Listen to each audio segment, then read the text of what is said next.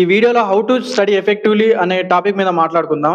So దీంట్లో మనం revolutionary టెక్ని ఈ వీడియోలో డిస్కస్ చేయబోతున్నాము. అదేంటంటే స్పేస్డ్ రిపిటేషన్ లేదా 1-4-7 రూల్ అని అంటారు. సో ఇది ఎలా వర్క్ అవుతుంది ఏంది అనేది మనం వీడియోలో డిస్కస్ చేద్దాము.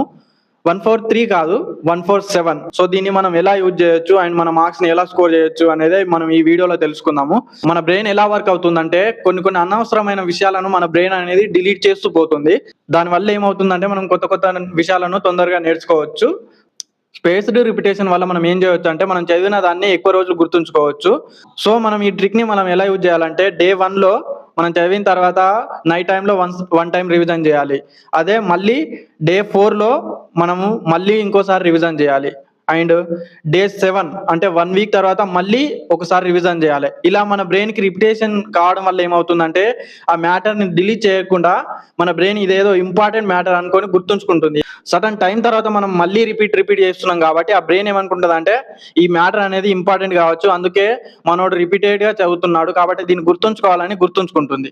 సో దీనివల్ల ఏమవుతుందంటే మనకు మ్యాటర్ అనేది ఎక్కువ టైం గుర్తుంటుంది అండ్ మనం ఎగ్జామ్స్ లో మార్క్స్ అనేది స్కోర్ చేయొచ్చు అన్నమాట. సో ఐ హోప్ ఈ వీడియో మీకు నచ్చినట్లయితే లైక్ చేయండి, సబ్స్క్రైబ్ చేయండి.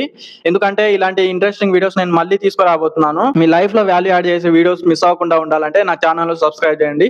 మళ్ళీ కలుద్దాం.